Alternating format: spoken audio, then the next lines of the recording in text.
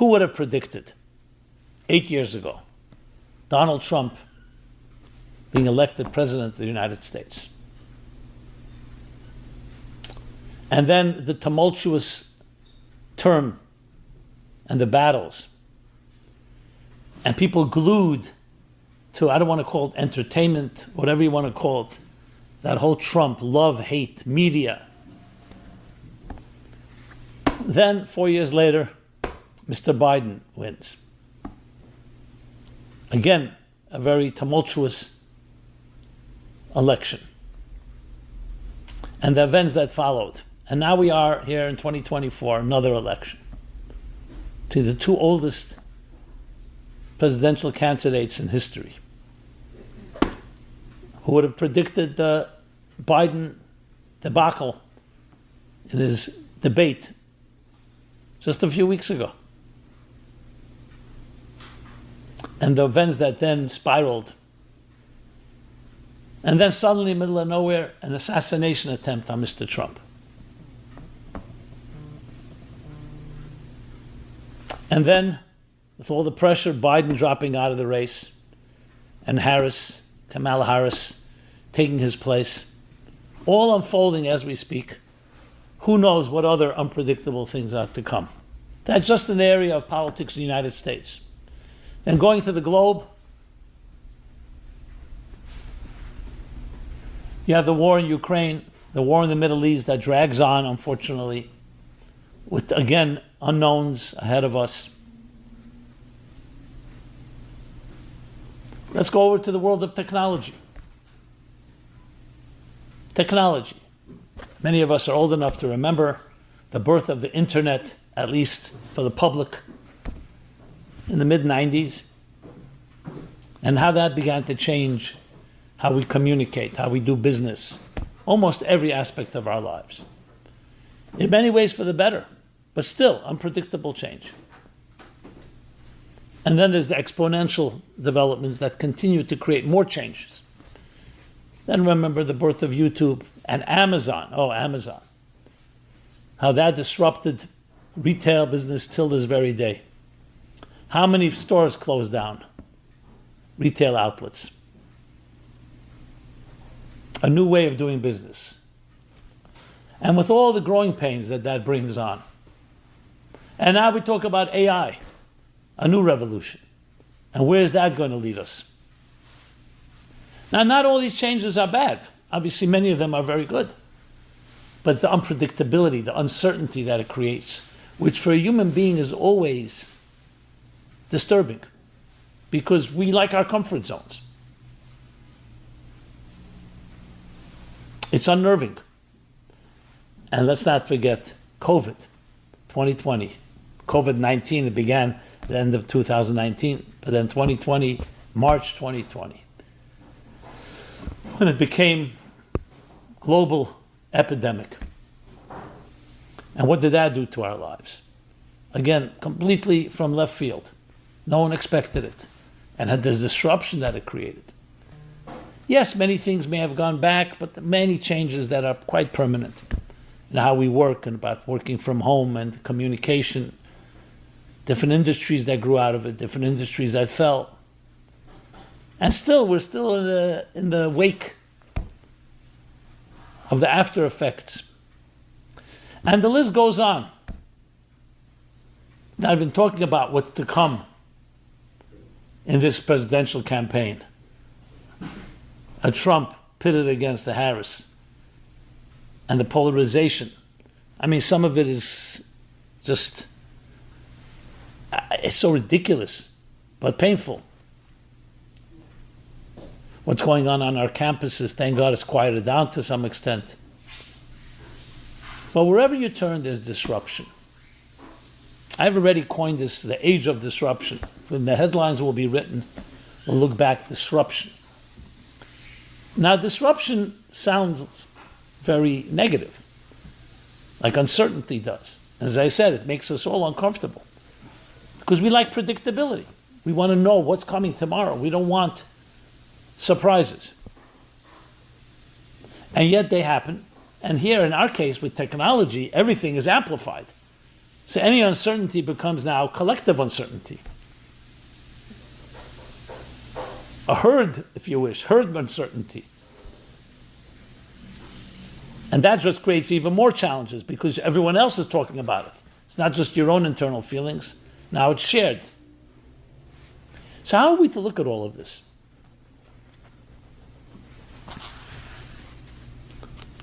And as we titled this class, is this a turning point in history? Are we at a turning point in history?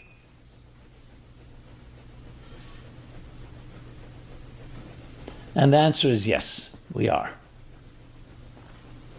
And it's always better to see it coming than not to see it coming. So you can look at disruption and uncertainty as a negative. You know, I'm comfortable and suddenly you're telling me something I don't know and I don't know what's going to be and what's going to happen tomorrow. Or you can step back and maybe let go of some of your need for control and say, let me ride the waves. Let's navigate. Perhaps these are signs of a new world order. And what can it do for me and what can I do to be part of it, make it unfold in a healthy way? So instead of disruption turning into fear and insecurity, it can turn into an exciting opportunity of change. And that's exactly the way we should look at things in life, both personally and collectively.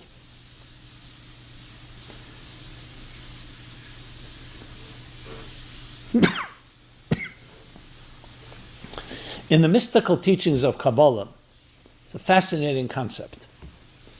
I'll say it in the Hebrew and then translate. It's called Yesh, Ayin Yesh. A 3-step process. For all growth, all paradigm shifts, all metamorphoses require 3 steps. The paradigm, the stage you are at right now, that's the first step. The last 3rd step is the new paradigm that's created, that's born.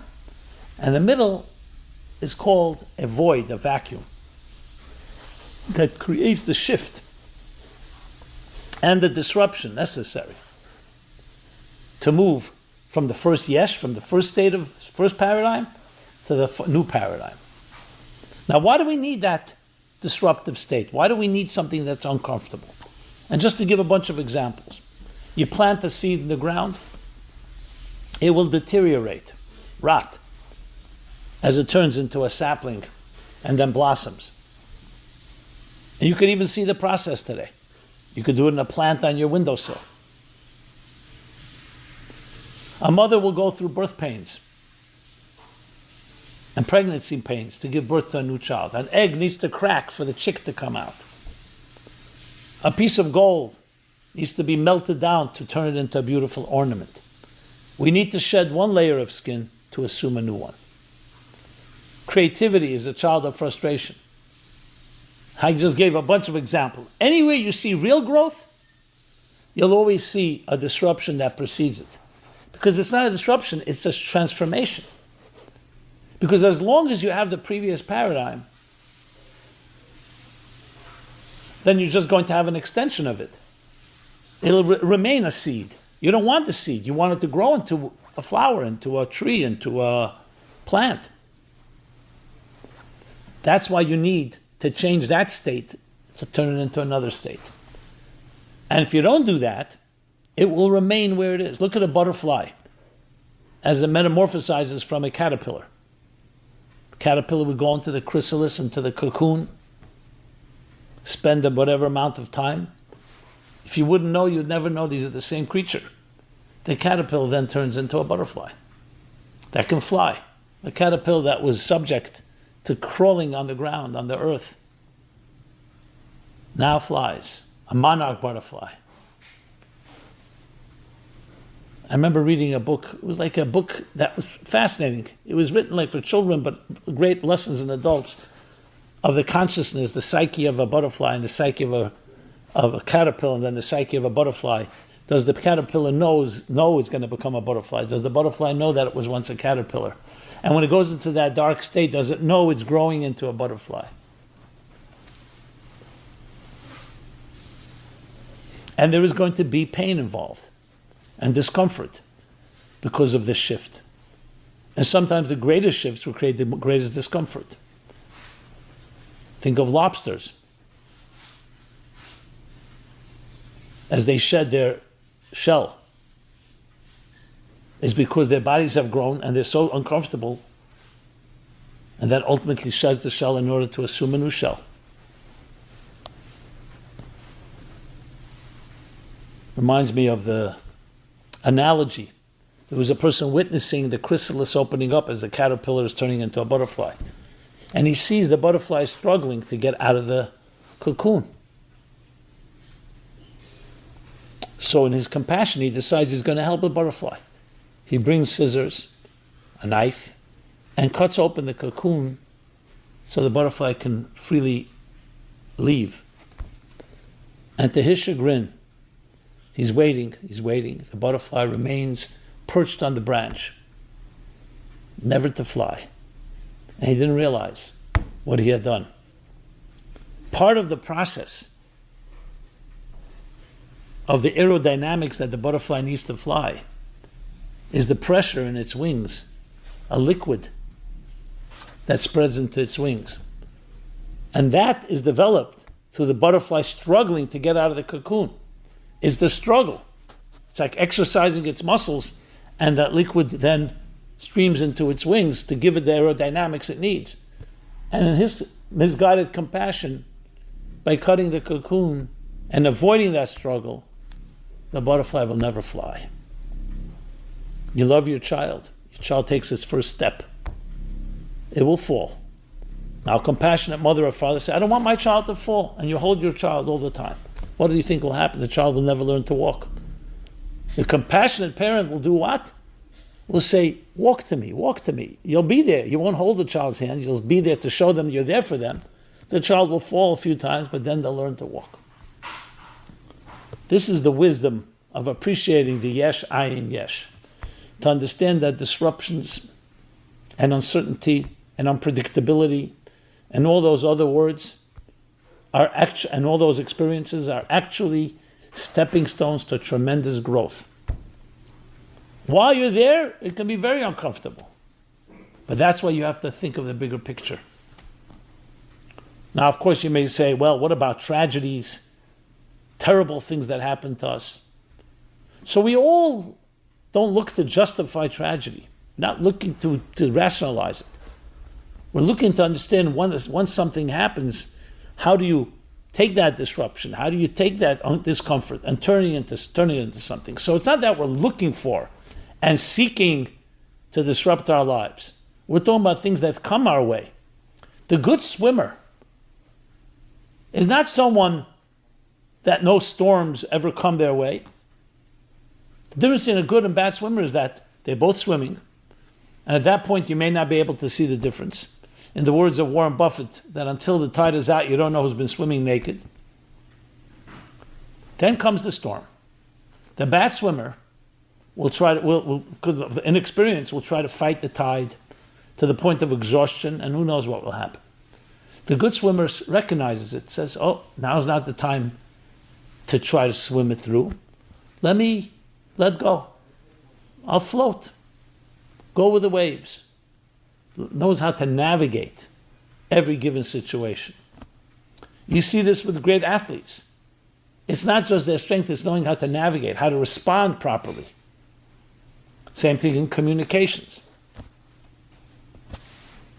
It's not just having your tools, but it's knowing how to be flexible and how to navigate the vicissitudes, the twists and turns, the ups and downs, including the uncertainty. So when there's an uncertainty that you can't fight, meaning something that you can resolve, by all means resolve it. But if something you can't resolve, maybe you shouldn't try to resolve it. Learn to ride on it, ride through it. That's how we truly grow. So when we look at the world today, especially if you follow news every minute, which I do not recommend, I actually strongly discourage people from doing that, because that feeds into all our insecurities and all our unknowns and just drives fear into our hearts. Maybe it's good for voyeurists, or maybe it's good for entertainment, But since when is voyeurism and entertainment the best way to stimulate yourself? What does the wise person do? As the Talmud says, who's the wise one? Who sees the birthing.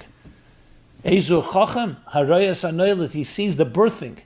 He sees the consequence. He sees the results. He doesn't look at the pregnancy. He looks at what is it bringing. He sees an egg. He knows this is going to give birth to a chick. He sees a disruption. He knows that something else is going to emerge. To look ahead, to look at the big picture. Disruption in the political scene, in technology, in the globe, in economy, and so many other areas. This is an opportunity to see that yes, we are at a turning point in history, and more than ever. And what's the real, where are we turning to? So this is not a prediction. This is based on my understanding of reading the text, to a spiritual revolution. Because if you think of all the disruptions, look, what's in common about all of them? That the existing order, there's a problem with it.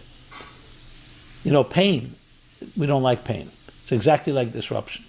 But pain is a reminder that there's a red flag, there's something, a wake-up call. Do something about it. When you look around, you'll see the disruptions all of an old world order.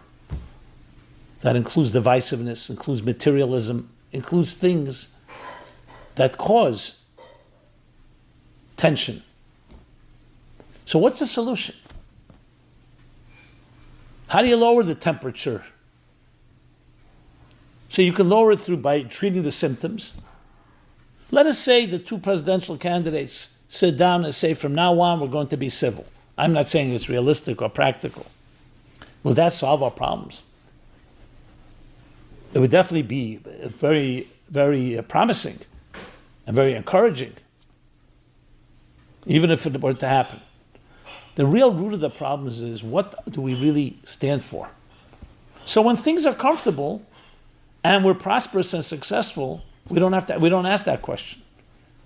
But when things are not comfortable, that's the question we must ask. What do we stand for? I remember during COVID, I was asking young people, I was on many Zooms, I say, what do we stand for? Video games? Sexuality? Money? Power? Control? Or our higher values? It's when the founding fathers were pressured because King George was not relenting and not allowing them to live and oppressing them. That's when they decided finally to declare independence. You could see it in their tone. They were apologetic even. We have to explain, why are we declaring independence? Why can't we just be comfortable with our hosts, King George of Great Britain? Because of the oppression, the pain. As we learn from the Jewish people, the first oppression documented in the Bible, in Egypt, the Egyptian slavery and exile, it says as they were oppressed and afflicted, in direct proportion to that, they blossomed and they flourished. Because they saw the ayin, they saw that the painful state as the birthing of something greater. And they channeled their grief and they channeled their pain and their distress into tremendous power and strength. The verse says, from my distress I cry out to you, and you respond to me from your expansiveness. Distress generates expansion because it has that power. When we're comfortable, then we're far more on a plateau. What's pushing us? What's propelling us? It's pressure, resistance that brings out the greatest strengths. You see that's the very essence of what a dam is. You dam the water, you block it, and it builds up and builds up. You suddenly see just a trickle of water becomes this tremendous force. That's what all resistance does. That's where we are in our lives. But you have to get out of the mentality of the here and now, of the instant gratification, of the fast food, spontaneous results mentality. Because that mentality says, hey, what are we going to do right now to exploit this opportunity this second? I'm comfortable, I'm not comfortable. But those that see the birthing, they see the bigger picture. That's the ones that will really benefit from the transition of one paradigm to another. So the spiritual revolution, meaning our material needs, already has been taken over by so many machines, more than we even imagine. But as AI develops and other technologies develop, we will be freed of most of our mundane activities. We'll be freed even of some of our more sublime ones too. What we're going to be left with? The thing that makes us unique in our higher values, in our transcendence. That's the New World Order. But we have to prepare for it. We don't need that to come as a surprise. Even though the Talmud does say it will come as a surprise. Because our present mentality doesn't relate to anything that's different. We don't even imagine. So it's time to start imagining, to start dreaming about a better world, a better reality. And it begins not just a better reality, how do I make more money, how do I buy an extra car, how do I provide more comforts for my family and myself and my family, is to establish a spiritual vision for yourself and your family. Not just more of the same. Because then it's just the old paradigm. Something new, something fresh. New initiatives, new pioneering programs. Start a class, start hosting something in your home.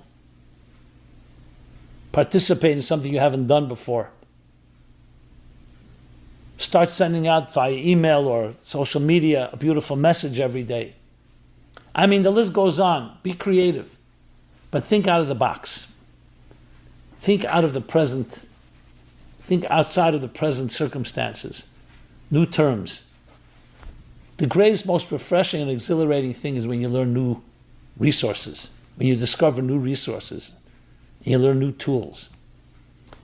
Even though we're comfortable with the old ones, but then suddenly someone shows you a new tool that you did not have in your repertoire, in your tool chest. And say, wow, what can I do with that? And you suddenly realize it can do things that your old tools could not do. That's called growth. That's called opening yourself up to new possibilities. And having the courage to do so. We don't have to wait till the tide is out. We don't have to wait for every disruption. We have enough going on. So when people ask, for example, how do I deal with this whole uncertainty, with all this discomfort? I watch every day the news. I watch Fox, CNN, MSNBC. There you go. The entire spectrum is covered right there. I don't know who to believe. Everyone has their own narrative. This one's pro this one. This one's anti that one. There's no room for seeing that every side has some qualities. No, you're pro this one, you're anti the other. Why can't you say there's some benefits here and some benefits there? Because people, again, thinking in their own parochial, their own partisan fashion. Disruption is meant to get you out of the picture. Go up on the mountain. Ask your little children. Does it matter whose president is going to be president? They don't even know the difference. And I'm not saying there isn't a difference, but that's not the point. The point is that our focus has to be, you know what I'm fighting for? Not this presidential candidate or that one. Not this sports team or that sports team. Not this hero or that hero. I'm fighting for higher values. What do we stand for? What are we infusing in ourselves and our children about our mission in life? Why are we here? How are you going to use your skills to transform and beautify your corner of the world? How are you going to be an ambassador of light? So instead of responding, instead of being reactive, become proactive. I understand that requires a paradigm shift as well. And that's exactly why we have this discomfort, to get us out of that comfortable place.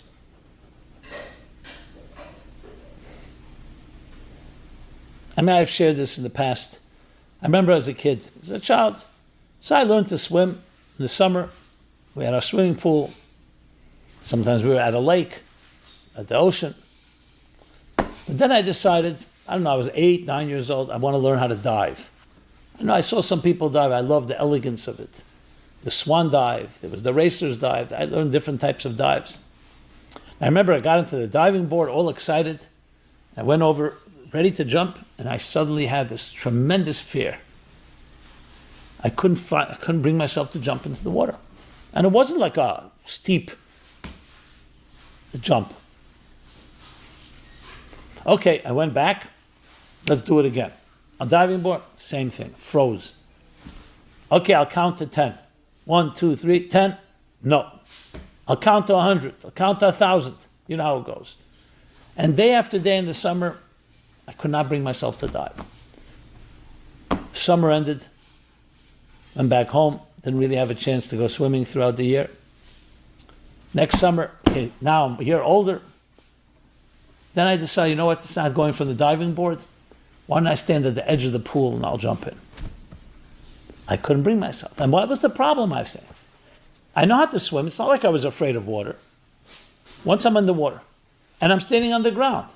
So what's the big thing? What's the worst thing? You fall in, make a belly flop, as they say? I mean, the old urban legend that your stomach will burst open because you just ate breakfast? What was I afraid of? It's one thing someone says, okay, I'm afraid of water. People just afraid. I don't want to go into water. That was not the issue. So I decided, I got a trick. I'm going to sit. Instead of standing, I'm going to sit at the edge of the pool and I'll just drop in. That shouldn't be difficult. I started counting again, the counting, same problem. Until something happened. You know what happened? I was sitting and counting and I had a friend who got me out of my torture by doing what? He snuck up behind me and pushed me in as I was doing that. And that was it. Once I was pushed in, hey, and I could stand and dive. I'm back to the diving board, learned how to dive, this type of dive, that type of dive. I never had problems again. And I always wondered till this day, what was the problem? And I realized the problem was the ayin between the yesh and the yesh. Yes, I knew how to stand on the ground, and I knew how to be in the water. But that split second where you're not on the ground and not in the water, subconsciously, my psyche froze, was paralyzed in fear. Because that's that unknown. What happens when you're suspended? Once you're in the water, no problem. Once you're on the ground, no problem. So there is a certain fear that we all have to get out of that comfort zone, which is why sometimes we need to be pushed. But I'm not suggesting someone pushing you against your will. I'm suggesting invite someone that you trust to kick you in your pants. That's my bottom line message. Yes. Let the disruptions propel us, serve as a catalyst, a springboard to tremendous growth, unprecedented growth. That's what deadlines do. As a writer, I can tell you that. As a speaker, if you don't have deadlines, if you don't have schedules, I'll be still sitting and thinking 20 years later, maybe this way, maybe that way. You need that pressure. An olive does not produce oil until you press it. And that, my friends, is what's going on in our times, the disruption, the uncertainty everywhere. We are experiencing a turning point in history. The choice we have is two. Well, three, I could say. Either you go in denial and just bury yourself and ignore the whole thing, or you get completely disturbed and unraveled by the uncertainty, or you turn the uncertainty into a fuel for growth, and you become part of shaping the unfolding destiny of your life and the life of the world. And one good thought, one good word, one good action tips the scales and brings personal and global redemption. Thank you so much. This has been Simon Jacobson, meaningfullife.com. Please subscribe to this and all our programs, including our YouTube channel. Please share with others. And I'd love to hear your feedback, thoughts, comments, questions, rebuttals. So let's keep things going, initiate, proactive, and be excited about the unknown coming ahead, because it'll lead us to the greatest possible future. Be well and be blessed. This program is brought to you by the Meaningful Life Center, Please help us continue our programs. Make even a small contribution at meaningfullife.com/donate.